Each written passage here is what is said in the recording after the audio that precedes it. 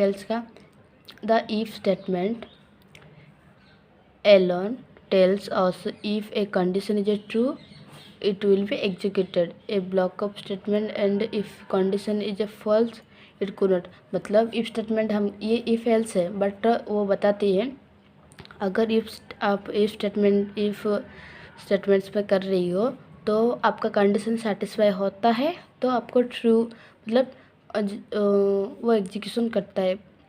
अगर नहीं होता है स्टेटमेंट मतलब उस कंडीशन सेटिस्फाई नहीं होता है तो वो करता नहीं, और अगर फॉल्स हो जाता है इट कुड नॉट।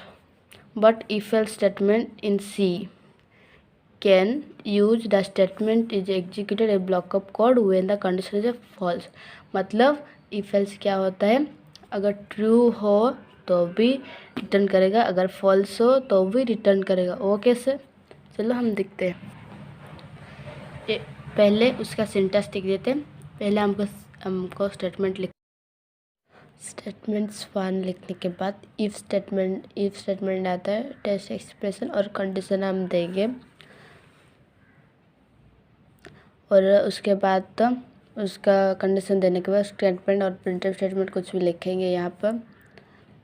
अगर ये वैलिड ट्रू होता है तो वो प्रिंटफ स्टेटमेंट वो कर देता है। अगर ये नहीं होता है एल्स में क्या करते हैं, वो जो स्टेटमेंट एल्स लिख के हम जो स्टेटमेंट दिए होंगे वो एग्जीक्यूट हो जाता है। अगर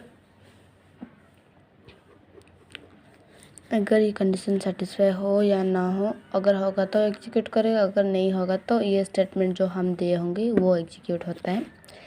और स्टेटमेंट्स अगर एक बार लिखना चाहो स्टेटमेंट जैसे गेट से जो वो कुछ भी लिख देंगे। तो इसका एक कोड है, कोड में करके दिखाते हो। वो नोट में ज़्यादा क्लियर नहीं दिख रहा है तो मैंने इसमें लिख दिया है। देखो पहले तो रहेगा वो एज इंक्रेस्टेड ऑन डॉट एज, और वो रहता है। उसके बाद मैंने थोड़ी लिख दिया है जैसे कि वॉइड मैन इन नाम, वही का एग्जांपल रह रहा है जो कि हम इफ स्टेटमेंट पे लिए थे इवन आउट का वो ही ले रहा हूँ, सॉरी। इन नाम क्लियर स्कैन दे रहा हूँ, printf enter number same, scanf %d ampersand of num same.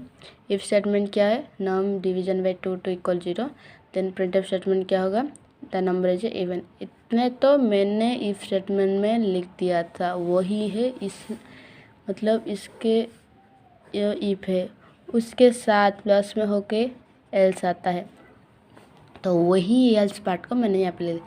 इतने में समझ में आ गई होगी शायद क्या समझ में आ गई होगी क्योंकि ये इसका स्टेटमेंट है। उसके बाद आता है एल्स का, एल्स प्रिंटफ क्या है, द नंबर इज ऑड। हमारे क्या इवन और दोनों ही होता है। इवन का मतलब जो डिविजन बाई 2 होता है तो वो इवन होता है, और ऑड का मतलब अब वो नहीं होता है, मतलब रह जाता है वो, तो वो ऑड होता है। समझ में आएगी, कुछ नहीं एल्स लिख के ऐसे ही कलेक्टर स्टार्ट करके प्रिंट इधर नंबर इज और ऐसे ही प्रिंट करने हो जाए। समझ में आगे होगी। और इसका आउटपुट क्या आएगा, मैंने आउटपुट यहाँ पे लिख दिया है।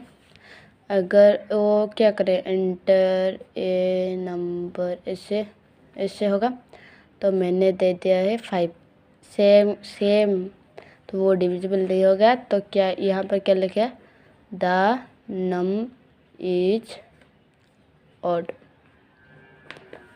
अगर नेक्स्ट टाइम मैं रन करूँगी तो एंटर ए नंबर ऐसे मैंने लिख दिया, क्या लिखा था वहाँ पर 2, अभी भी 2 ले रहा हूँ, तो ये लिखेगा द नम इज इवन।